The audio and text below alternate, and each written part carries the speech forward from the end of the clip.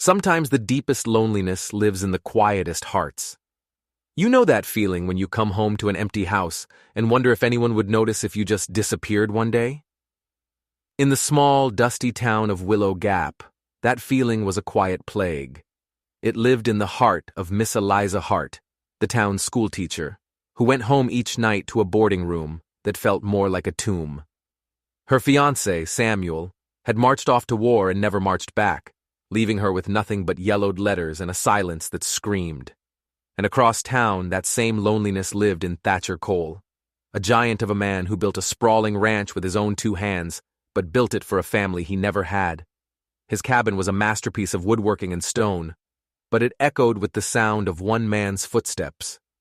The folks in town whispered about him.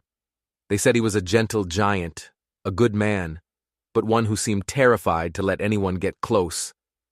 2 lonely souls, circling each other from a distance in a town too small to truly be alone, yet too vast to ever feel connected. Then the storm came. Not a normal storm, but a biblical tempest that tore the sky open and tried to rip Willow Gap from the face of the earth. It tore the roof clean off Eliza's boarding house, leaving her with nothing but the clothes on her back and a desperate, impossible choice.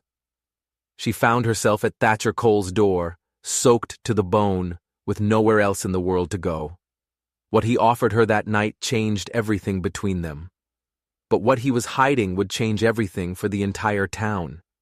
Because in Willow Gap, the quietest hearts don't just hold loneliness. They hold secrets dark enough to burn the whole world down.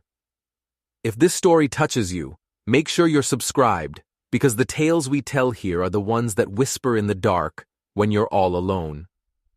Now, let's begin. The sun rose over Willow Gap like a tired old man climbing a steep hill. It cast long, skeletal shadows from the weathered storefronts onto the dusty main street. This was a town that had forgotten what better times looked like, a place where people knew your business but respected the silences.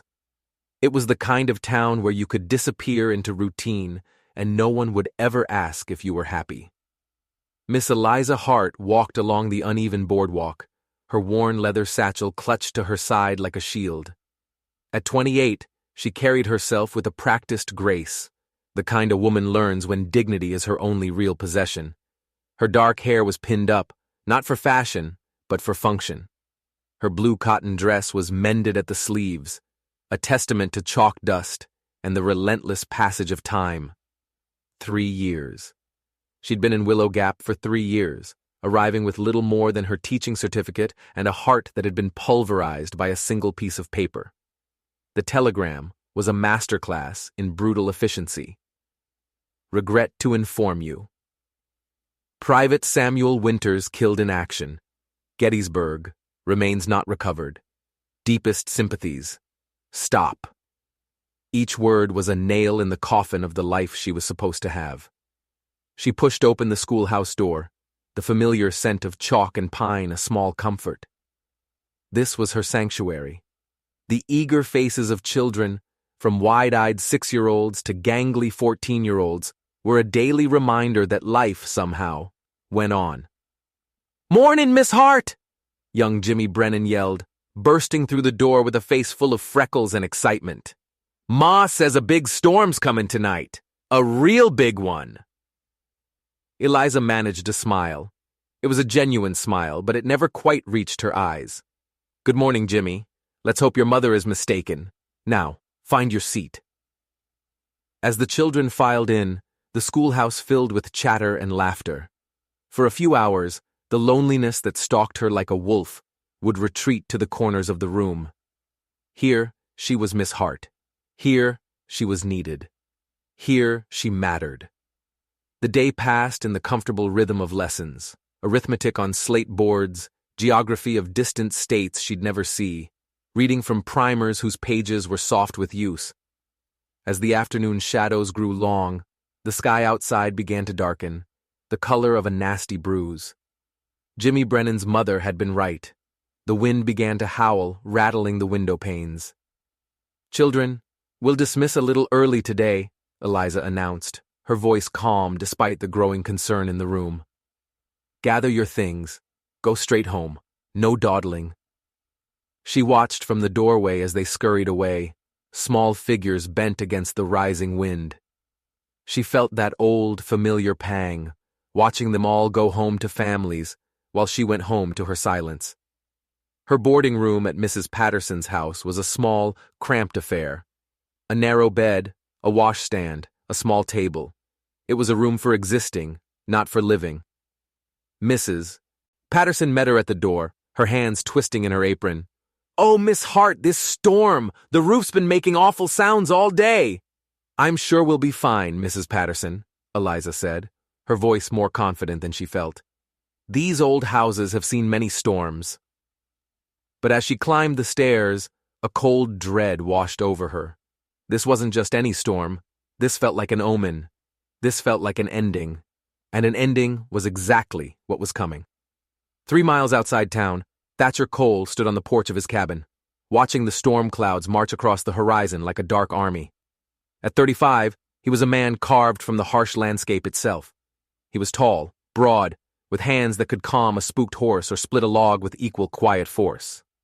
His dark hair was already shot with silver at the temples, and his green eyes held a stillness that spoke of a deep, abiding sorrow. He had built this cabin with his own hands 7 years ago. Every log was perfectly notched, every stone in the chimney perfectly placed. He had built it for a family, for laughter to echo off the walls, for small handprints to smudge the windows. But the only sound in the cabin was the ticking of a clock. The only handprints were his own. The people in town knew him as a fair man, an honest man. But they also sensed a wall around him, a keep-out sign hung on his soul. He didn't blame them. He'd learned a hard lesson when he was barely 20. Loving someone meant giving the world a weapon to use against you. It meant risking a pain so vast it could hollow you out and leave you a walking ghost. He'd lost his parents and his younger sister in a house fire. One night, they were there. The next, they were ash and memory. So he kept to himself. He poured his life into the land, his affection into his cattle. It was safer that way. Thunder rumbled and his horses whinnied in the paddock. This was going to be a bad one. He moved to secure the barn, his thoughts briefly turning to the schoolteacher, Miss Hart. He'd seen her in town, of course, noticed her quiet dignity, the sad, gentle way she held herself. He saw a loneliness in her that mirrored his own, but he'd never dared to speak to her beyond a polite nod. A refined, educated woman like her would have no use for a rough rancher who smelled of hay and solitude. Besides, he'd heard the whispers about her lost fiancé. He respected grief. He knew it as an old friend. He had no way of knowing that the storm was about to throw their two solitary worlds together like a pair of dice. He had no way of knowing that his carefully constructed peace was about to be shattered. And he had no way of knowing that the woman about to appear on his doorstep was carrying a secret that connected directly to his own buried pain. The storm hit Willow Gap with the fury of a betrayed god. Rain came down not in drops, but in solid sheets, driven by a wind that shrieked like a banshee. Lightning tore the sky apart, followed by cracks of thunder so violent they shook the very foundations of the town. In her small room, Eliza tried to grade papers, but the house groaned and shuddered around her. She worried about her students, hoping they were safe, tucked into warm beds with parents to soothe their fears. She had just set her pen down when the world exploded. A deafening crack, the sound of splintering timber, and then the ceiling simply vanished. A waterfall of rain, plaster, and broken wood crashed down, burying her desk, her bed, her entire life under a pile of debris. Eliza screamed, throwing herself against the far wall, her arms shielding her head.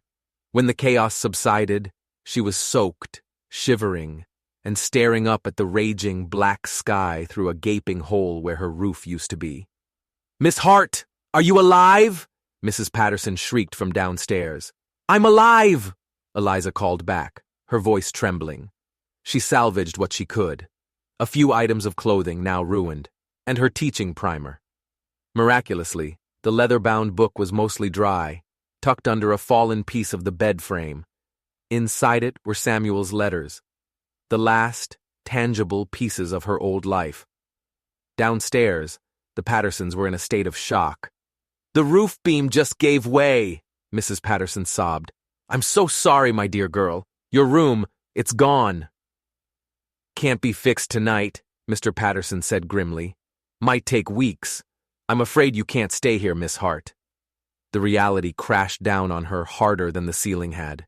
She was homeless, in the middle of the worst storm in living memory, with nowhere to go. The other boarding houses were full. The Pattersons were good people, but they were poor. She couldn't impose. She stood there, dripping in the hallway, the wind howling through the shattered house, and felt a despair so profound it threatened to swallow her whole. She was utterly, completely alone. And in that moment of absolute desperation, an image came to her mind. A solid log cabin on the edge of town, and a man who lived there, a man whose solitude was as deep as her own. Thatcher Cole. The thought was insane. A respectable, unmarried woman did not show up on a bachelor's doorstep in the middle of the night. The scandal would be immediate and absolute. It would cost her her job, the one thing she had left.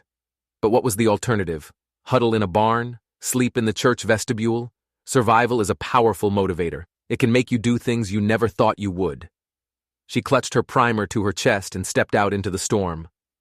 The 3-mile walk to Thatcher's ranch was a nightmare. The wind tore at her shawl, and rain lashed her face. Every step was a battle. She kept thinking, "What am I doing? What am I doing?" Then through the sheets of rain she saw it, a single golden light, a window, his cabin. It looked like the only safe place in the entire world.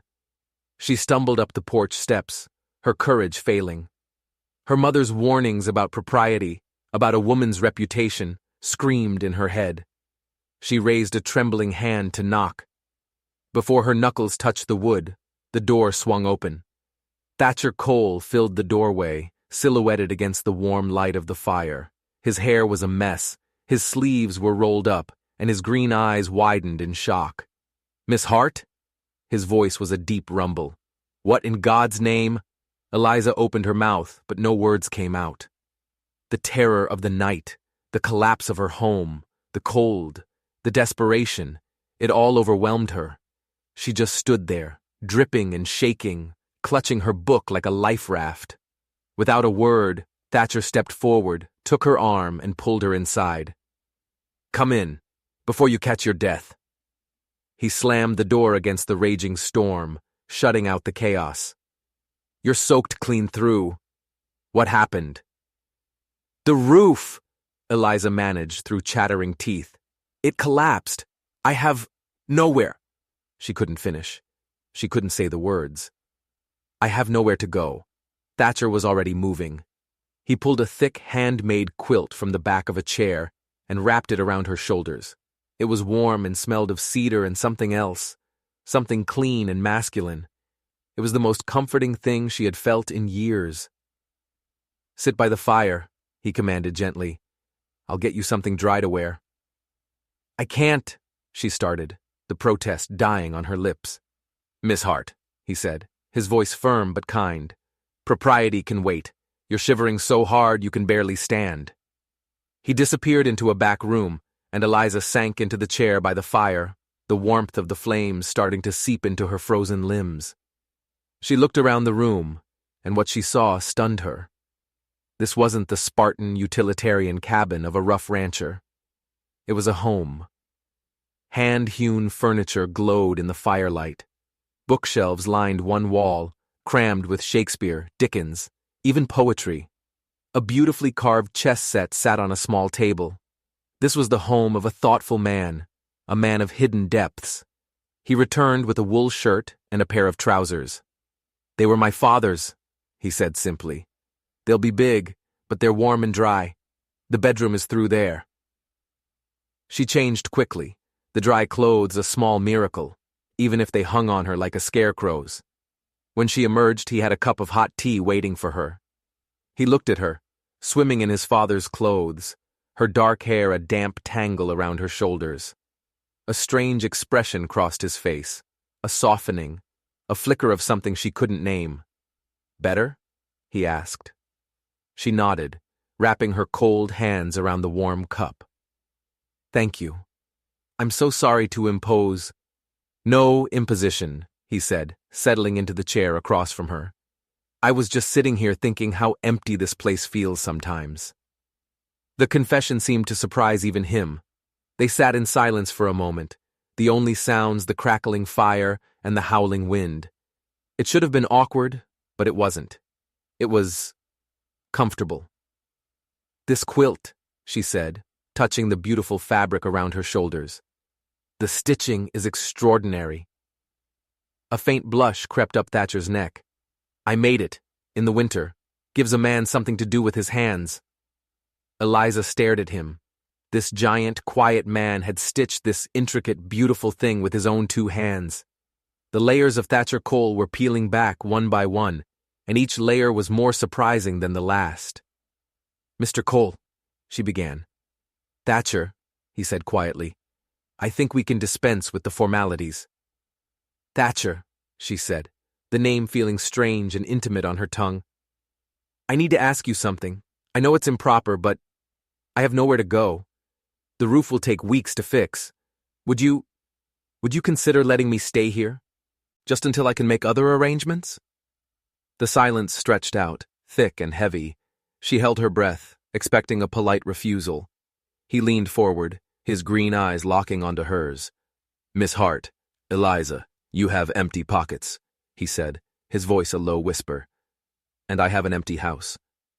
The blood drained from her face. She started to rise, her mind reeling. Had she misjudged him so completely? Was this his price? "Wait," he said, his hand gently touching her arm. "Please." That came out wrong. He took a breath, his face a mask of earnest struggle. "What I mean is, you need a home, and I have one that's too big for me. You need safety. I can give you that. Nothing more. Nothing that would compromise you. I'll sleep in the barn. You can have the cabin. We could help each other."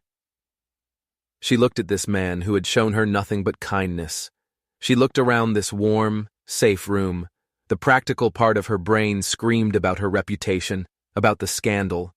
But the lonely part of her heart, the part that had been cold for 3 long years, whispered something else entirely. It whispered that maybe, just maybe, this was exactly where she was meant to be. "All right," she said softly. A genuine smile broke across Thatcher's face, transforming him. "No trouble at all, Eliza. No trouble at all." Outside, the storm raged on, but inside the cabin, something new and fragile had taken root, a partnership born of desperation. But what Eliza didn't know was that Thatcher's offer wasn't just about kindness. It was about strategy, because he knew things about Willow Gap, about the forces moving in the shadows. He knew the storm that had destroyed her home was nothing compared to the storm that was coming for them all. And he had just brought the most important piece of his plan right into the heart of his fortress. Eliza woke to the unfamiliar sound of birdsong. For a moment, she was disoriented, lying in Thatcher's big, comfortable bed, the scent of cedar all around her. Then the memory of the previous night crashed down on her. The storm, the collapsed roof, and Thatcher's startling kindness. He had insisted she take the bed while he retreated to the barn, a gesture so gentlemanly it made the whole situation feel even more surreal. The awkwardness of her position settled on her like a heavy blanket.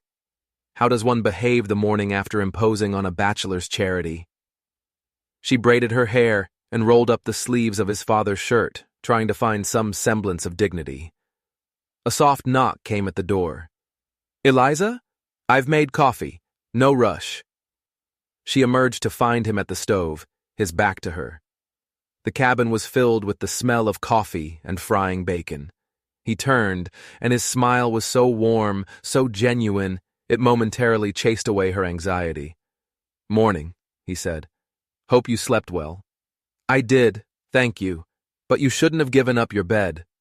My mother would haunt me if I made a lady sleep on the settee when a proper bed was available, he said, setting a plate of eggs and biscuits in front of her.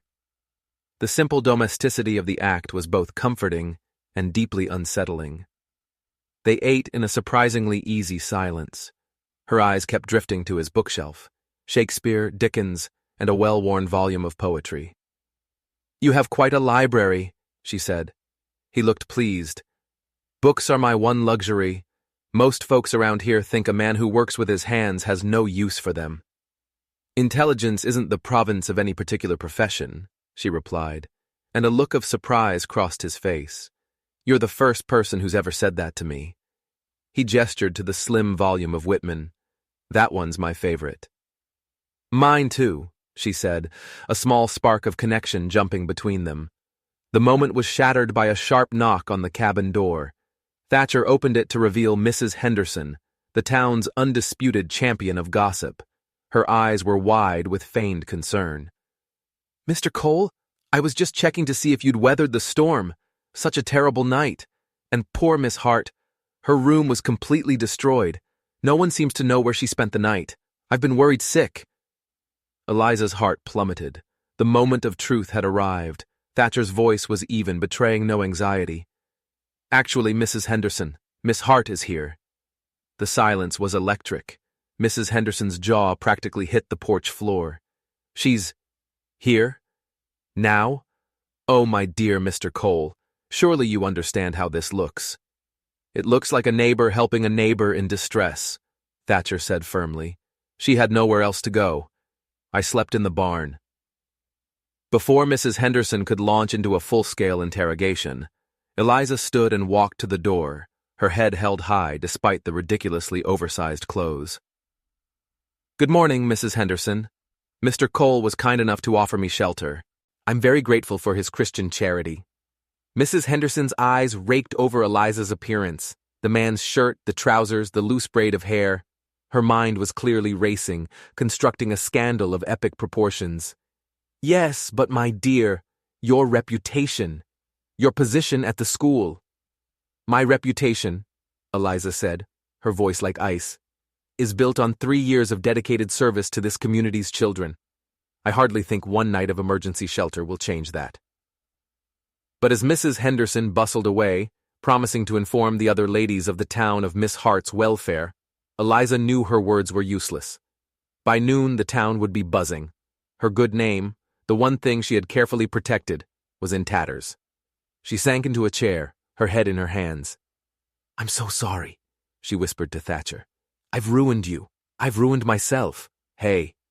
He knelt beside her chair, his voice gentle. "Look at me." She met his steady green eyes. "My reputation can handle it. I'm worried about yours. What if they dismiss me? What if the school board decides I'm not a fit moral example?" "Then they're fools," he said fiercely. "And if that happens, you'll still have a place here, for as long as you need it." The sincerity of his offer brought tears to her eyes. "Why? Why are you being so kind to me?" He was quiet for a long moment. Then he went to a small wooden box on his shelf and took out a bundle of letters, tied with a faded ribbon. "These belonged to someone I cared for once," he said, his voice soft. "Her name was Catherine. She died of fever before we could marry." He paused, then did something unexpected. He pulled one letter from the bundle. It was still sealed, the wax unbroken. "Her sister sent this one after she'd passed. Said Catherine wrote it on her last day. I've never opened it." Eliza stared at the sealed letter. "Why not?" "Because," he said, his voice barely a whisper, "I'm afraid of what it says. I'm afraid it will say she made a mistake, that she loved me, and I couldn't bear that." He placed the unopened letter back in the box. "I'm telling you this because I understand loss, and I understand what it means to be afraid of what comes next." The shared vulnerability hung in the air between them. "I have Samuel's letters," she said softly. "In my primer. They're the only thing I have left of him." "Sometimes the past is all we have," Thatcher said. "And sometimes," Eliza replied, the thought surprising her, "it's the thing that keeps us from having a future." The school board meeting was exactly as awful as Eliza had feared. Mrs. Ashford, the board's president and Mrs. Henderson's closest confidant, looked at her with an expression of profound disappointment, as if Eliza had personally let down God himself. "Miss Hart," she began, her voice dripping with sanctimonious pity, "we have received a formal complaint regarding your moral character." She slid a piece of paper across the table. It was a petition, signed by nearly half the families in town, demanding her immediate dismissal. Eliza's blood ran cold. This wasn't just gossip. This was a coordinated attack. "This is absurd," Eliza said, her voice shaking. "My roof collapsed. Mr. Cole offered me shelter." "A single man's shelter, unchaperoned," Mrs. Ashford said coolly. "The appearance of impropriety is as damaging as the act itself. The board has voted. Your contract will be terminated at the end of the week." Eliza walked out of the meeting in a daze, fired, disgraced. Her life in Willow Gap was over. She was halfway back to Thatcher's ranch when a buggy pulled up beside her. A man in an expensive suit and polished boots tipped his hat. He was handsome in a cold, severe way. "Miss Hart," he said, his smile not reaching his eyes. "My name is Jeremiah Blackwood. I believe I can help you." Eliza had heard the name. Blackwood owned half the county, ranches, mines, timber. He was a man of immense power and wealth. "I don't see how," she said. "I own the bank that holds the mortgage on the general store. I own the land the livery stable sits on. And," he said, letting the word hang in the air, "I happen to be the one who organized that little petition against you." Eliza stared at him, speechless. "You see," Blackwood continued smoothly, "I find myself in need of a wife, a respectable, educated woman to serve as hostess in my home. A woman like you. Marry me, and the petition disappears. Mrs. Ashford will have a sudden change of heart. Your job will be secure, your reputation restored. In fact, it will be enhanced. You will be Mrs. Jeremiah Blackwood." It wasn't a proposal, it was a threat. "And if I refuse?" she whispered. "Then you'll find that life becomes very difficult, Miss Hart. Not just for you, for anyone who associates with you." His eyes flickered towards Thatcher's ranch. The implication was clear. She stumbled the rest of the way to the cabin, her mind screaming. She told Thatcher everything, the board, the petition, Blackwood's chilling offer. The look on Thatcher's face was terrifying. It wasn't just anger. It was a deep, guttural hatred that seemed ancient. His hands clenched into fists, the knuckles white. "That son of a bitch," he snarled, the words ripped from his throat. "You know him?" Eliza asked, stunned by the venom in his voice. Thatcher looked at her, his green eyes burning with a fire she had never seen before. The gentle, quiet rancher was gone. In his place was a man forged in pure rage. "Know him?" he said, his voice a low, dangerous growl. "Eliza, Blackwood isn't just some wealthy businessman." He took a shaky breath, the confession seeming to cause him physical pain. "He's the man who murdered my family." The air in the cabin crackled with the impossible weight of Thatcher's words. Eliza felt the floor tilt beneath her feet. "Murdered? But the fire? Everyone said it was an accident." "There was no accident." Thatcher's voice was hollow, a ghost of a sound from a place of immense pain.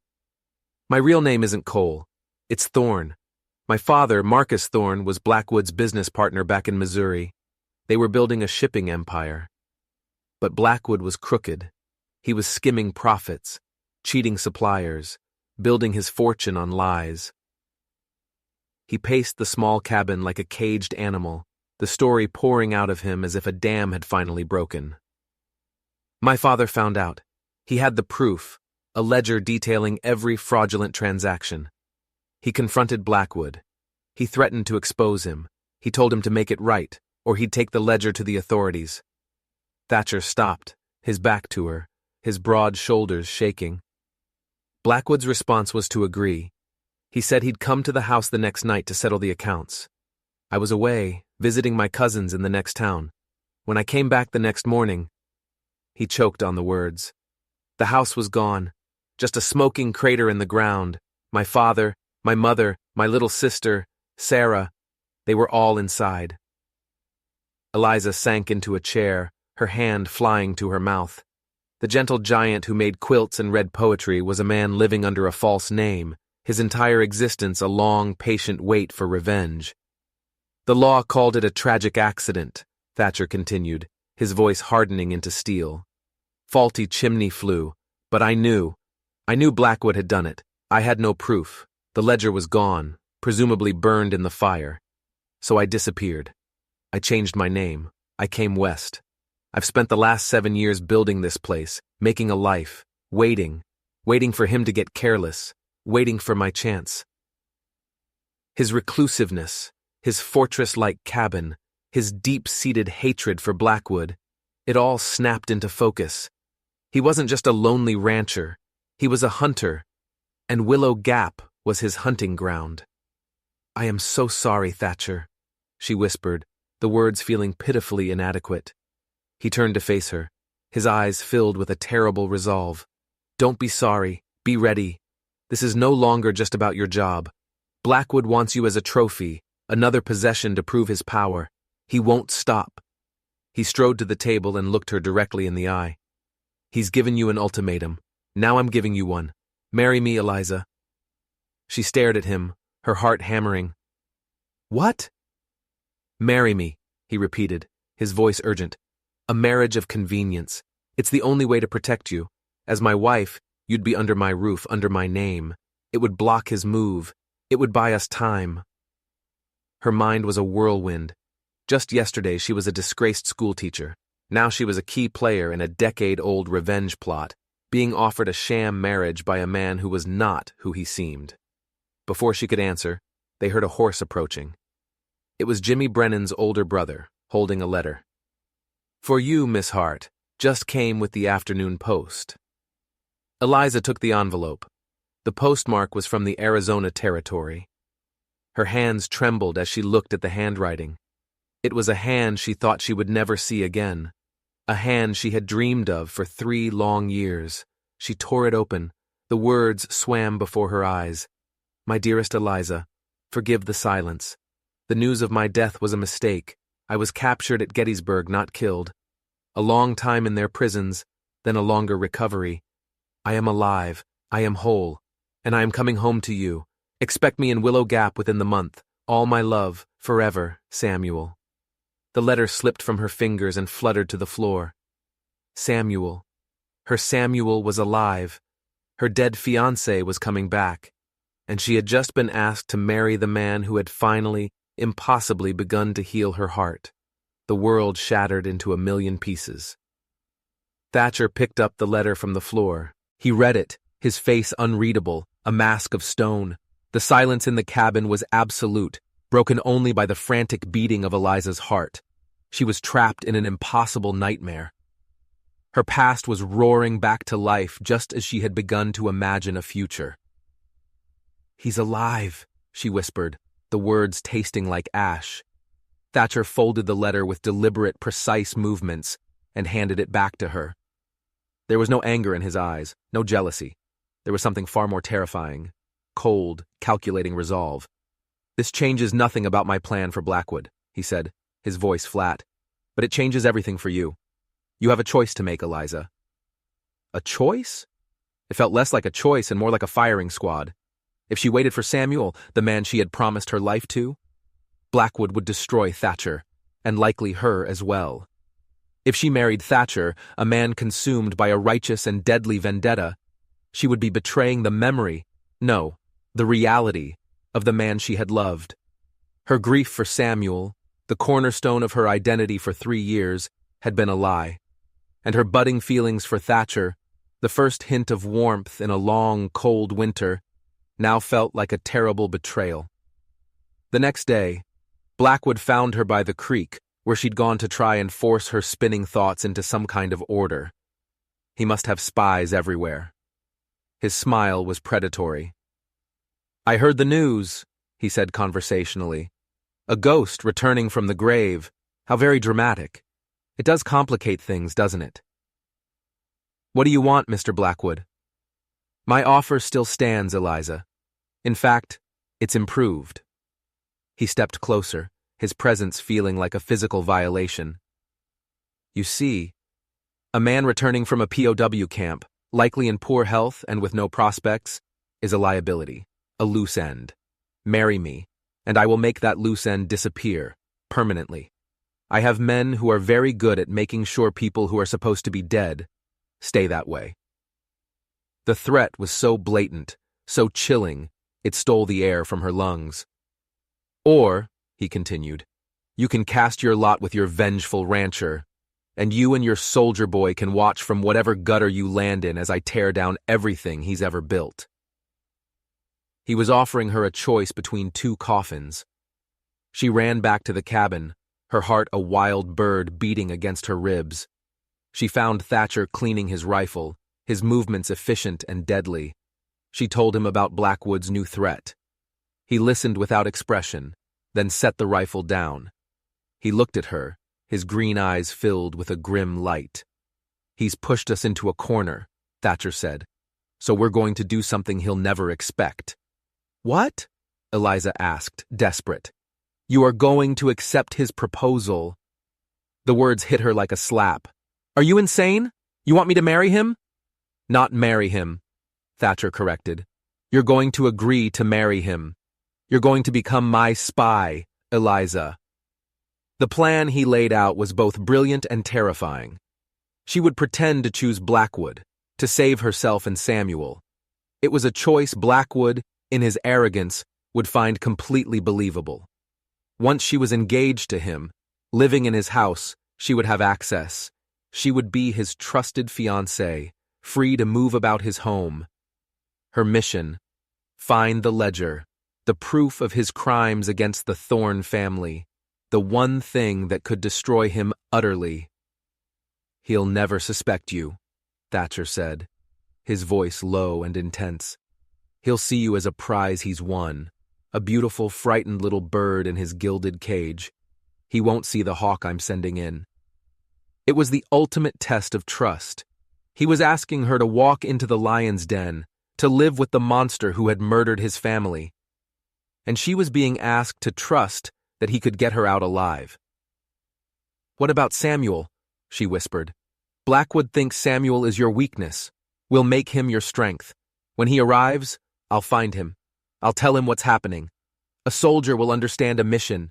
He can help us from the outside. Eliza looked at Thatcher, at the fierce determination in his eyes, at the man who was willing to risk everything, including her, for a justice he had been denied for years. The fear was a cold knot in her stomach, but beneath it, something else was growing, a resolve she didn't know she possessed.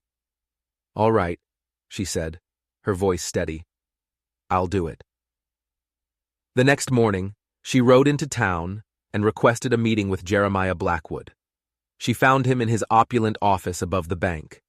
She stood before him, her hands clasped, her eyes downcast, playing the part of a defeated woman making a practical choice. Mr. Blackwood, she said, letting her voice tremble just enough. I accept your proposal of marriage. The look of pure, triumphant evil that spread across his face would haunt her nightmares for the rest of her life. He had won. He had gotten everything he wanted, or so he thought. From a window across the street, Thatcher watched them shake hands. He watched the monster who had destroyed his past claim the woman who was his only hope for a future. The pain on his face was agonizing, but his eyes were like chips of ice. The game had begun. Eliza's new life was a waking nightmare dressed in silk and lace. Blackwood's mansion was a palace of dark wood, heavy velvet, and suffocating silence. It was a beautiful prison, and she was its most prized inmate. Blackwood paraded her around town, his hand always on her arm, a possessive gesture that made her skin crawl. He was charming, attentive, and utterly terrifying. He watched her constantly, his cold eyes missing nothing. Her days were spent playing the part of the adoring fiancé, while her nights were spent in a cold sweat, secretly searching his study for the ledger. The room was a fortress of secrets, every drawer locked, every shelf meticulously organized. She found nothing. The stress was eating her alive. Each creak of the floorboards sent a jolt of terror through her. A week into her horrifying engagement, Samuel Winters arrived in Willow Gap. He wasn't the boy she remembered. The war had stripped the softness from his face, leaving behind a man who was hard, bitter, and haunted. He went straight to the schoolhouse, only to be told by a sympathetic Mrs. Patterson that his fiancée was now engaged to Jeremiah Blackwood. Samuel's grief and confusion curdled into a white-hot rage. He stormed up to the Blackwood mansion and demanded to see her. Blackwood met him at the door, a smirk playing on his lips. "Mr. Winters, the ghost of Gettysburg, I presume. I'm afraid Miss Hart is occupied, planning our wedding." The confrontation was brutal. Samuel, feeling utterly betrayed, accused Eliza of abandoning his memory for a rich man's gold.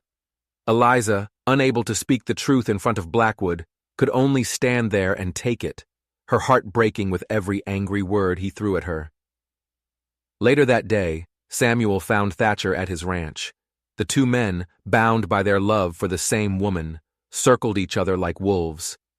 "You!" Samuel spat, his hand resting on the pistol at his hip. "You're the one who moved in on her while I was rotting in a prison camp."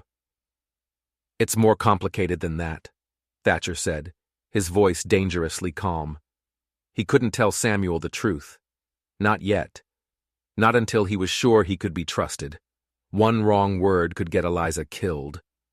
"It seems simple to me," Samuel snarled. "You saw a grieving woman, and you took advantage. The tension was a razor's edge. It was only the sudden arrival of Jimmy Brennan, chasing a runaway chicken, that broke the standoff." That night, Eliza's desperation gave her courage. She waited until Blackwood was asleep, his snores echoing through the silent mansion. Armed with a hairpin, she picked the lock on his heavy oak desk. Inside, under a false bottom, her fingers brushed against cool leather. The ledger. Her heart hammered against her ribs. She pulled it out, her hands shaking. The pages were filled with her father-in-law-to-be's meticulous accounting of fraud, extortion, and bribery. This was it. The proof that would destroy Blackwood and vindicate the Thorne family. She heard a floorboard creak in the hallway. She froze, stuffing the ledger back into her dress. The doorknob began to turn. She expected to see Blackwood's cold, furious face. The door swung open. It was Samuel. His eyes were filled with pain and confusion. He had followed her. He had seen her break into the desk. "Eliza, what in God's name are you doing?" Before she could answer, another shadow fell across the doorway. It was Blackwood. He wasn't asleep. He had been testing her. He held a lit cigar, the glowing tip like the eye of a demon. His gaze flickered from Eliza's terrified face to Samuel's shocked one. He didn't see the ledger, but he saw something much more damning. His fiancée, alone in his study in the middle of the night with her former lover.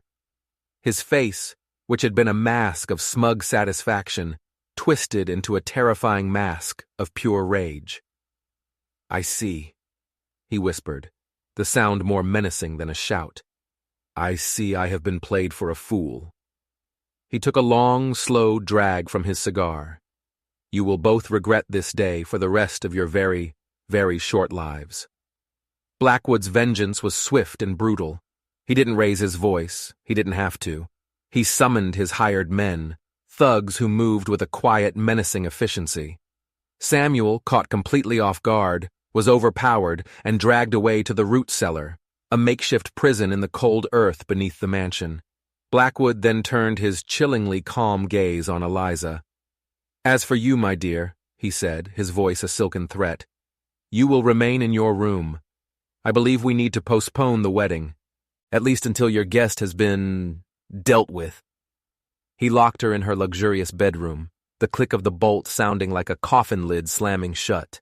She still had the ledger hidden in her dress, but she was trapped. A message was sent to Thatcher's ranch. It was simple and direct. "Come to the mansion, alone. Bring everything you have on me. Surrender, or the schoolteacher and the soldier die. You have until dawn." It was a trap, and they both knew it. Thatcher was now faced with an impossible choice. If he walked into the mansion, he was a dead man.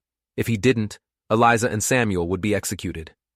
His long-awaited revenge had turned into a hostage crisis, and the woman he loved was the primary bargaining chip. But Thatcher Thorne was not the man Jeremiah Blackwood thought he was. He was not just a rancher.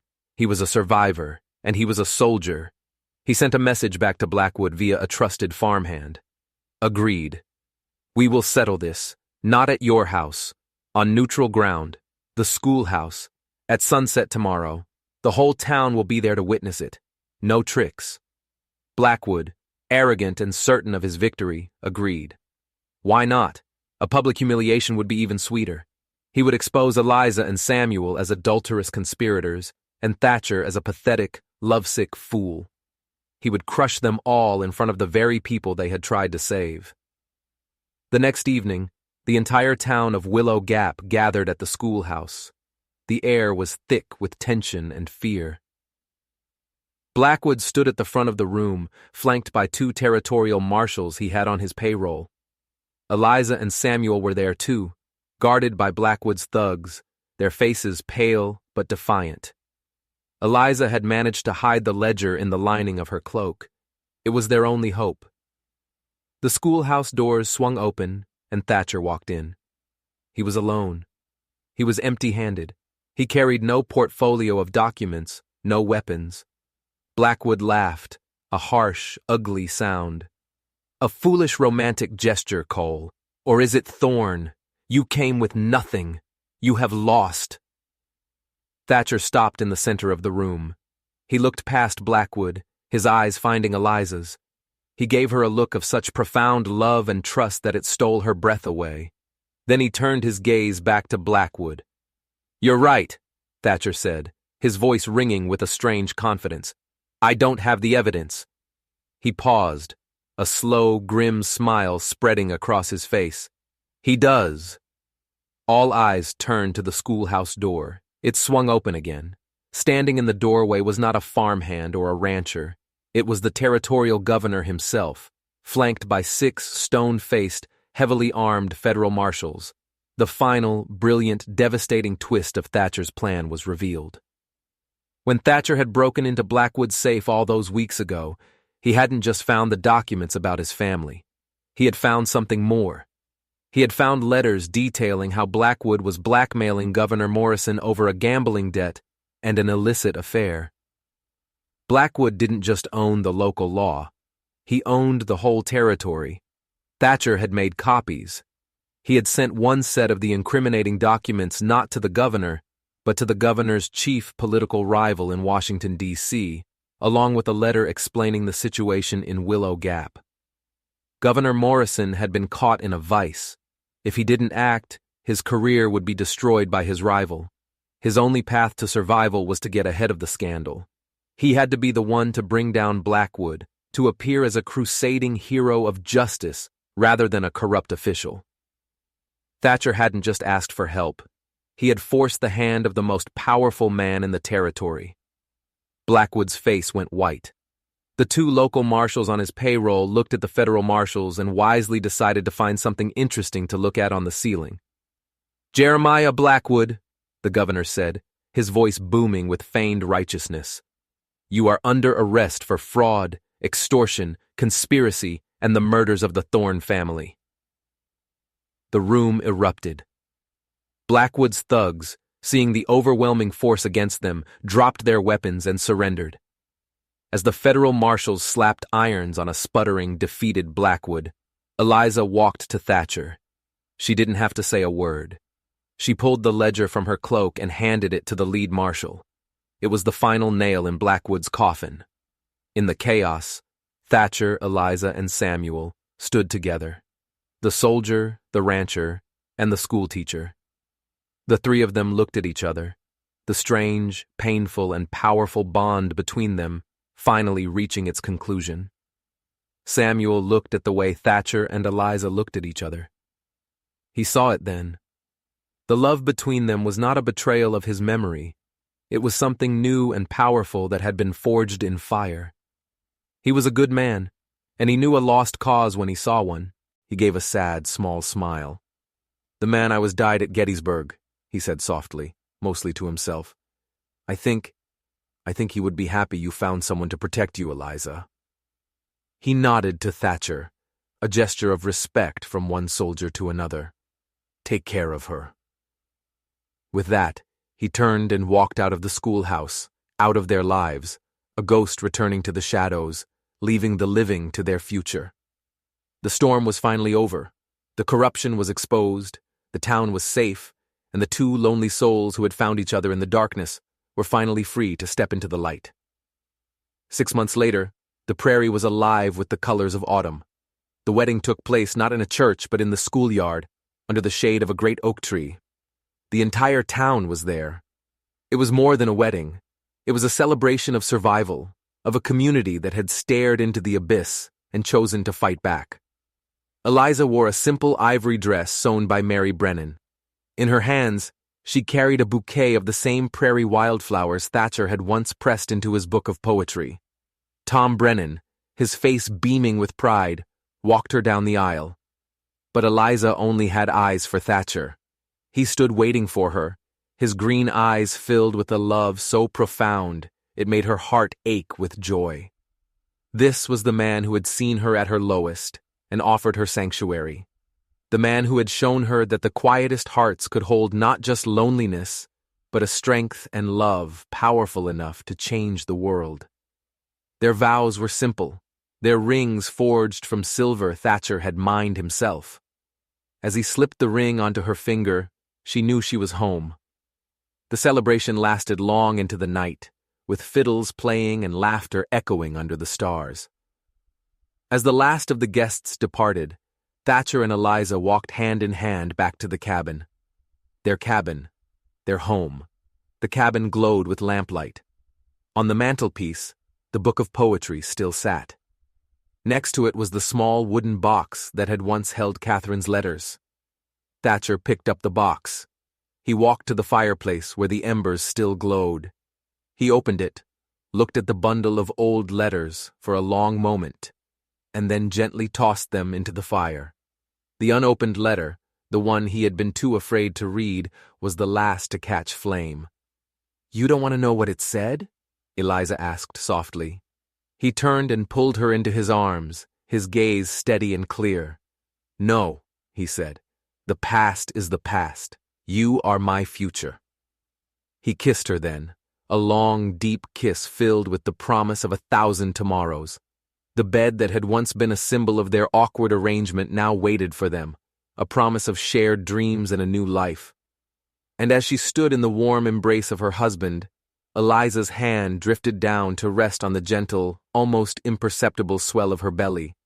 A new secret, a new beginning, a new life was already taking root, a testament to the love that had bloomed in the heart of a storm.